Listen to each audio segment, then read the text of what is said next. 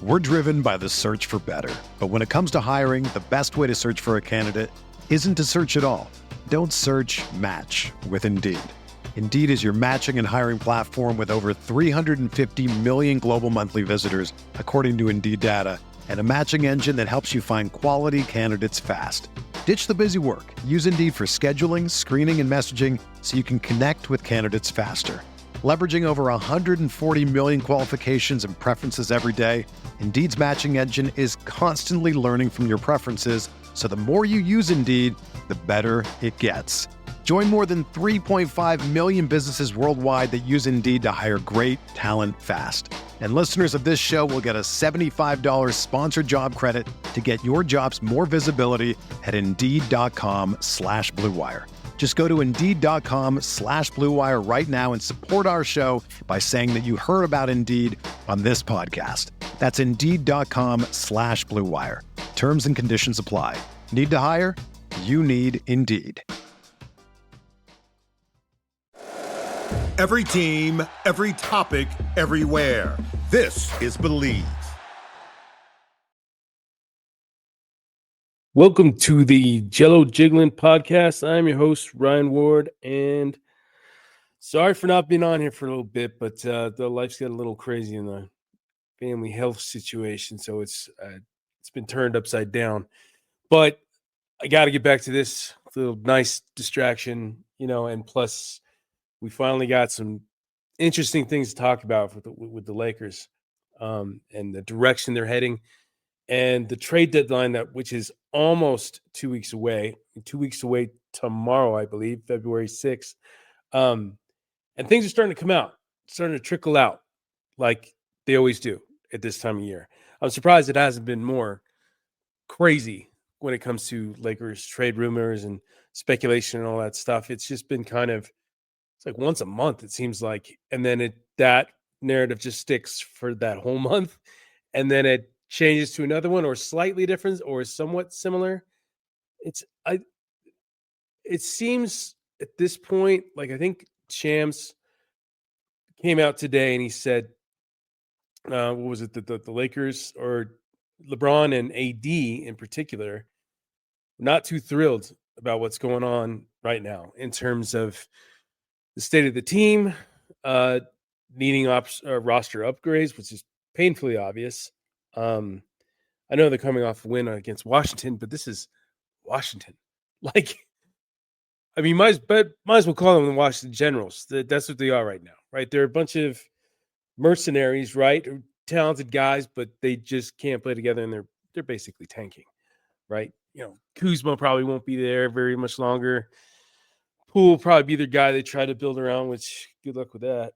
And then Valanciunas will be almost certainly traded before the deadline in 2 weeks, with the Lakers potentially being one of those teams that goes after him. Not a great look last night with LeBron posterizing him, though. But whatever. It is what it is. But I do find it interesting if it's true, and Shams a pretty sharp guy, pretty on point with this stuff. Even though it was Jimmy Butler's agent called him out not too long ago, and now all of a sudden Jimmy Butler's probably going to be on the move too, and maybe days, maybe even today, or within the next 2 weeks, with Phoenix being the likely destination after that big deal they did yesterday with all the second round draft picks and stuff. I think Miami just wants draft capital because they know rebuild's coming. It'll probably just be him or Hero and Bam and Jaquez moving forward, but whatever. I mean, it's if you've been watching the games consistently this year, it's the same thing over and over again. It really is. If they play a good team or a great team, they get destroyed, right? It's so obvious that there's a level difference there. And even LeBron after last night, because they're going to play Boston tomorrow in LA, he made a point of it to say how much higher on the totem pole the Celtics are right now. And he's totally right. Celtics are, I wouldn't call them the best team in the league, but they're definitely a title contender right now. I mean, what are they? 13-30. I mean, Cleveland's the best team record-wise, and then you got Oklahoma City just below them, with one loss in between. But I mean, Boston's serious threat because they're just stacked all over the place, and they have the experience, and they have these guys locked in. It's a matter of, I think it's funny when a team like that starts to have a rough patch or loses a few games here and there. Then the narrative starts circling. Oh, are they in trouble? And blah blah blah. But I think they're just cruising. They're in regular season cruise control, and they don't have to really kind of go all out to beat teams. I mean, I know they're second in the league right now, but Cleveland's on just a ridiculous run. And then Oklahoma City is on a ridiculous run too on the west side of things. Both teams are 8-2 in their last 10. Jesus, and even Houston. I mean, I haven't looked at these standings in a bit. I just kind of been looking at where the Lakers are like going up and down. It's just up and down all season long, and it's just middle of the pack. I mean, it's exactly what I predicted. It's just middle of the pack. They're just mediocre. They're not a great team. The sad part is the harsh reality of all this is there's no home run deal out there. There just isn't. I've said it multiple times that I think the best deal that they could possibly do right now is Walker Kessler and Colin Sexton. I mean, the problem is you'll have to leverage your future with draft picks. Ideally, one draft pick and some players, right? That'd be perfect. But I don't think Danny Ainge is budging on that, or else he would have already pulled the trigger on something. Or maybe he's just gathering up all the offers and he'll make a deal this week or maybe early next week. I don't know. But I don't think what the Lakers are offering are blowing anybody away, right? I mean, they got Dorian Finney-Smith, which was awesome. I think that was a great move. He hasn't really paid dividends just yet. I mean, he came off a good, probably his best game against Washington last night. But I mean, he had a weird thing in terms of playing time with JJ recently, and I know at the birth of his child, I think he missed 2 games, which even I was like, okay, well, he's in the doghouse because we didn't know that it was because of his kid. I don't know why they don't just come out and say, is he doubtful, personal, and then it's like, you know what, especially in LA, dude, clear the air. And then Dave McMiniman from ESPN, I think, came out and said, yeah, it's for the birth of his child, which the team could have easily just said. I don't know. I mean, yeah, say personal and then give it context.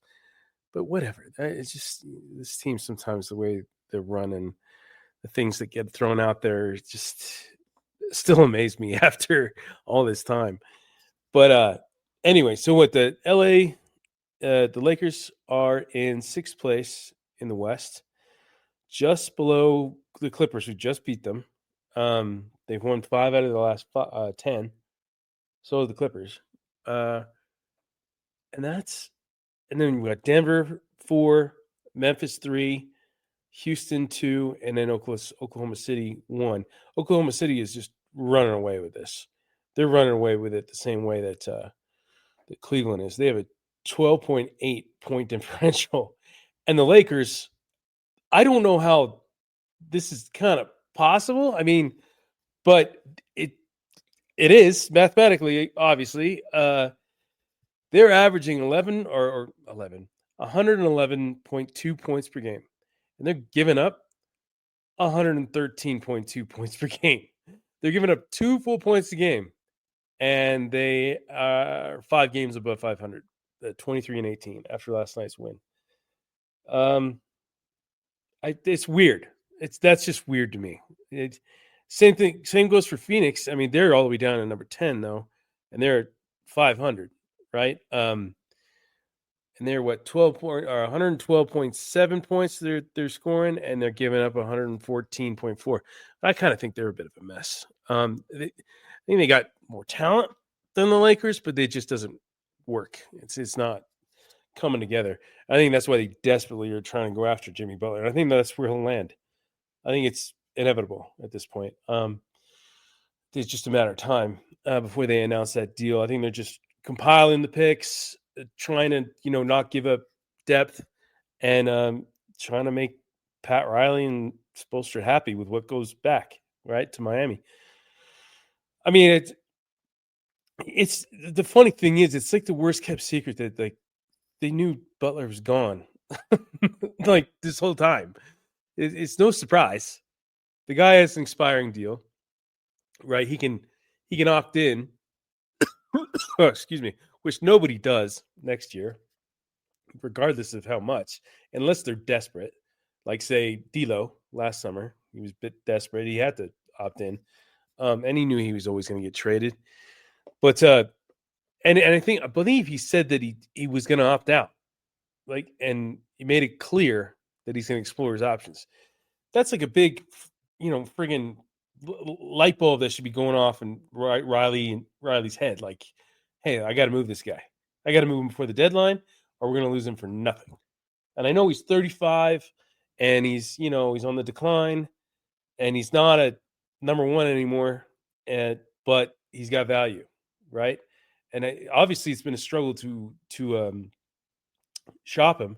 Nobody's like really like wanting to ante up for a guy who's kind of a pain in the ass. I love Jimmy Butler. I love his attitude. I think he's an old school type player, and I love that. Right? I love the toughness, the kind of like take no crap. But he is kind of a wild card, and he says some crazy stuff. I mean, like I don't know how his teammates right now don't hate him. Like he's openly just saying, "I'm out. I'm done with this. Like screw you guys," kind of.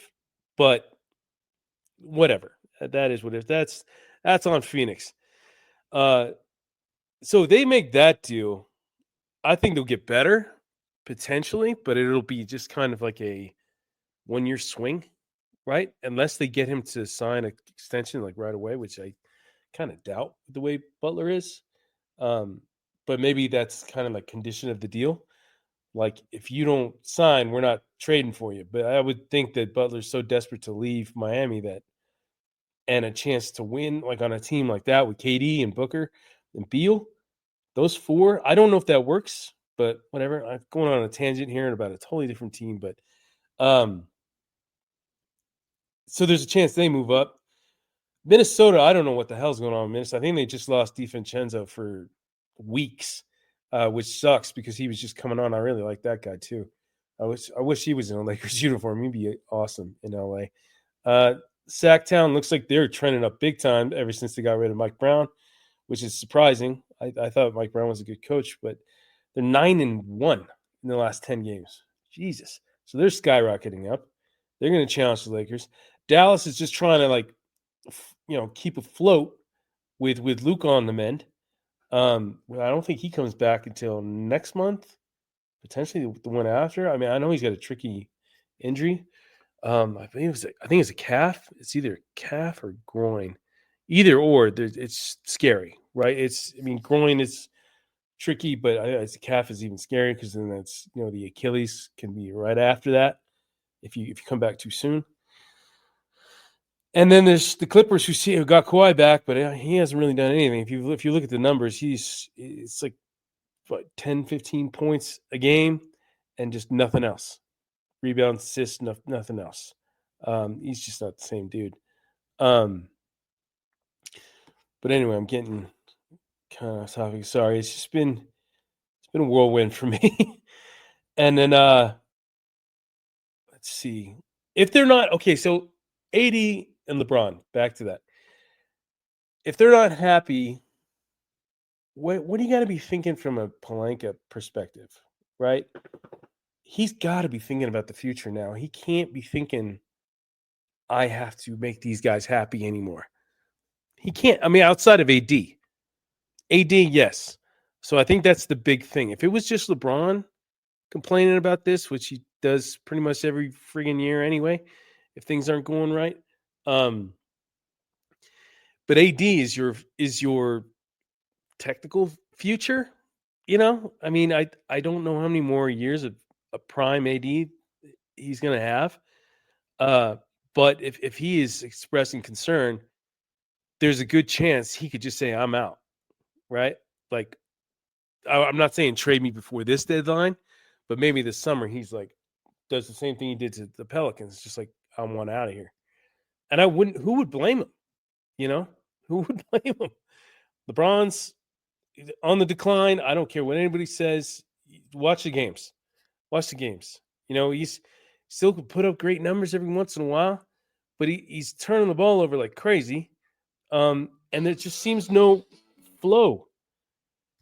Oh, God, I don't think, no matter what I do to make this podcast seamless in terms of sound, something always happens. Alarm goes off, dogs go crazy. All of a sudden, there's somebody knocking at the door. It's like, just can't do it. Whatever. Sorry. So, I mean, if for me, don't leverage your future for something that's just going to make you a little bit better, and you don't even know for sure if you're going to be better. If there's a home run move, right? Say there's a player, a star player that hasn't even been mentioned as a potential trade candidate right now, but you know you can get him, or there's a chance that you can convince that team to make that move. Do it, right? But we're driven by the search for better. But when it comes to hiring, the best way to search for a candidate isn't to search at all. Don't search, match with Indeed. Indeed is your matching and hiring platform with over 350 million global monthly visitors, according to Indeed data, and a matching engine that helps you find quality candidates fast. Ditch the busy work. Use Indeed for scheduling, screening, and messaging so you can connect with candidates faster. Leveraging over 140 million qualifications and preferences every day, Indeed's matching engine is constantly learning from your preferences, so the more you use Indeed, the better it gets. Join more than 3.5 million businesses worldwide that use Indeed to hire great talent fast. And listeners of this show will get a $75 sponsored job credit to get your jobs more visibility at Indeed.com/Blue Wire. Just go to Indeed.com/Blue Wire right now and support our show by saying that you heard about Indeed on this podcast. That's Indeed.com/Blue Wire. Terms and conditions apply. Need to hire? You need Indeed. I don't see that happening. I mean, everybody comes up with Zach LaVine. That doesn't work, man. It's. I think you go backwards when you do that. Excuse me.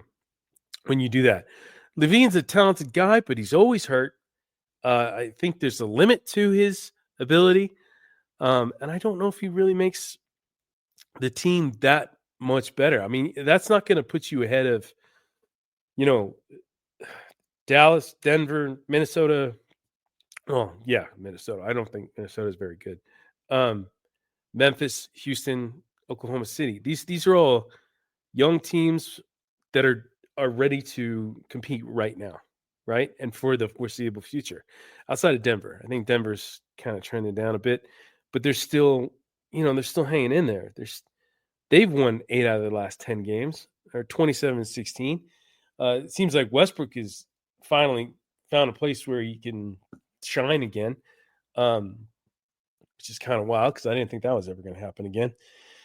But him and Jokic, I guess, just seem to work, and I think that's kind of taking the fact that Jamal Murray's not the same dude, kind of overshadowed that a little bit.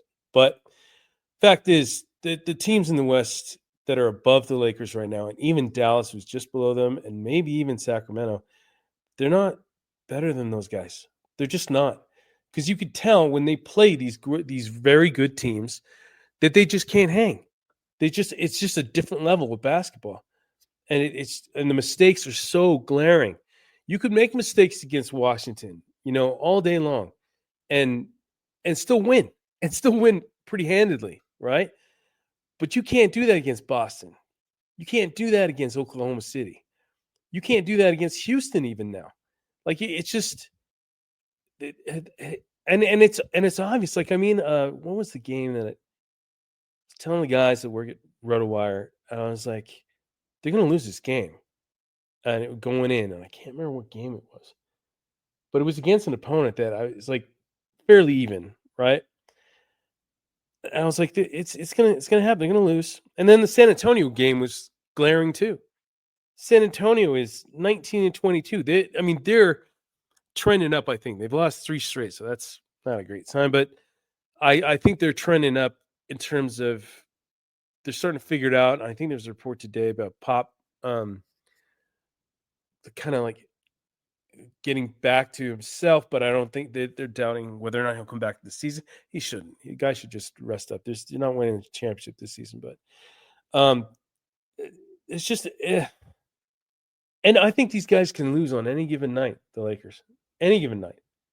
It's just a matter of what effort they bring, and I feel like it's never consistent. It's never, you just never know from night to night what you're going to get. It could be, I mean, who they beat by 1 the other day? Brooklyn, friggin' Brooklyn. Brooklyn is 14-30. They've won 1 game in their last 10, and they won by 1 point. And they could have easily lost if D'Angelo Russell hit that shot at the buzzer there, or the end of the fourth. Easy. And then that would be like, oh my God. Like, people would freak out, and they should. But that's the thing, man. Like, they just play down to their competition every night. And this is not like a new thing. This has happened over the last couple of years. I just feel like there's something off with this team. And I will say that, in this lack of talent, they got some good guys there. I mean, Reeves is trending up this year. Max Christie's trending up. Rui's kind of Rui. He's got his moments, but he's rarely consistent. But I mean, it's a crappy situation to be in, right? And then we got some good news today, which is probably the first time we've had some good news in a while. But Jared Vanderbilt is set to make his debut on I believe it's Saturday against Golden State. Let me double check that. They play Boston tomorrow, and then so they play Golden State at Golden State on Saturday, and it's nationally televised and all that jazz. But I honestly, that is, Golden State's a good comp for the Lakers right now. Like, yes, the Lakers have a better record. They're in a better position right now, but I don't think there's much difference between those two teams. And you got 2 aging superstars that are just trying to hold it together. And those guys are just struggling to stay healthy. I think that's more of a problem. But look at the Lakers, like, in terms of AD and LeBron, they've been healthy for the most part all season. All season. You've had other guys in and out. I mean, Vanderbilt hasn't played a game. Wood hasn't played a game. And then Hood Schifino, but I don't think that even matters, sadly enough. But they're pretty much in the same trajectory. Like, but you don't have LeBron or AD coming out and saying, yeah, don't leverage the future because that might be a mistake.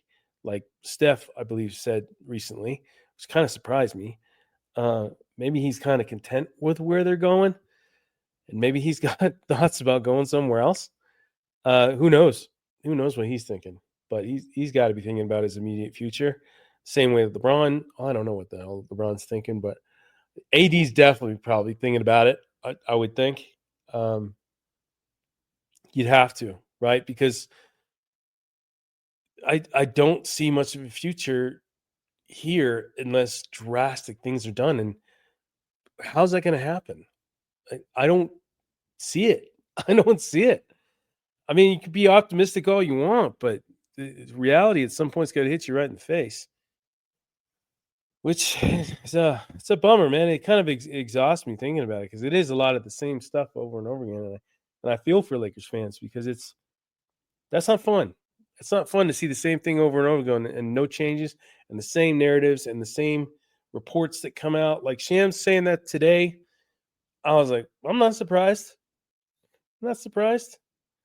And then last night, all the quotes, JJ must have said something to the team about being professional and professionalism. Because I heard that term like 15 times through it from the players.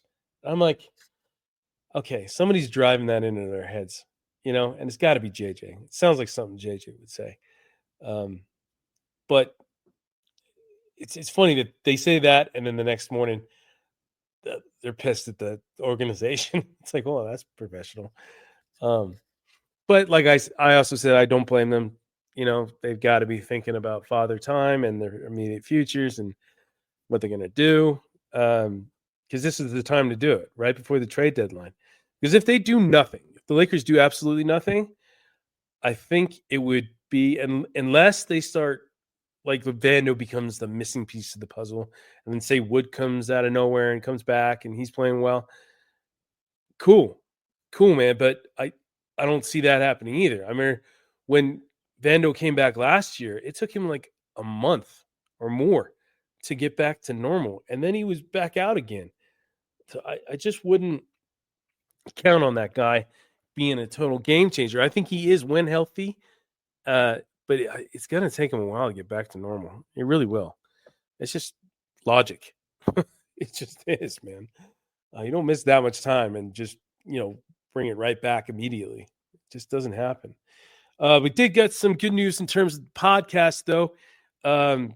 Believe told me that we are now partnered with Underdog Fantasy, which ironically I already was on the side.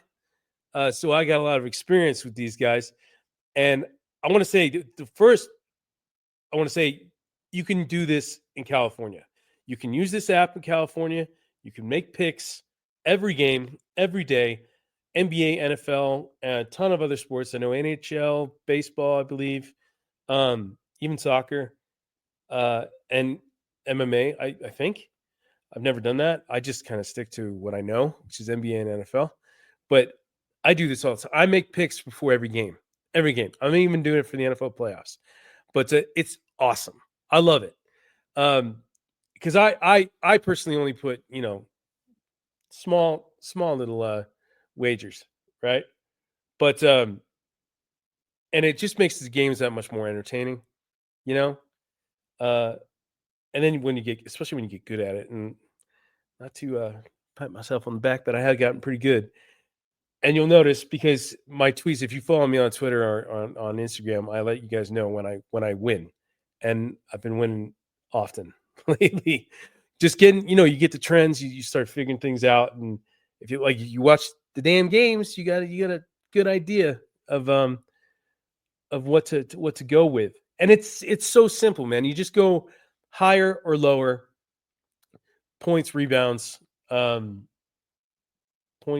assists, and then there's other ones you can do. I think steals, double doubles. For a while, I was just doing AD double doubles, and I was killing it because he was just a double double machine. But so if you go to Underdog Fantasy, you can sign up using the podcast code here, Jiggling. So JIGGLIN. And you receive 100 or 100K, $1,000 in bonus cash. You can receive up to that, plus a free pick. And I've got a lot of my buddies doing this, and it's something we talk about on a daily basis. And I'm not no BS just because it's a promo now. This is the real deal. Like this, I'm into this. And like I said, you'll see it. You'll see it on my Instagram. You see it on Twitter /X, and even Blue Sky. I've gotten on Blue Sky. And it's at Ryan Ward LA on all those platforms. But check it out. Just check it out. I mean, the worst case scenario, you don't like it, whatever, you don't do it again. But I haven't heard one person say that I've helped get signed up. So go give it a shot. You got nothing to lose.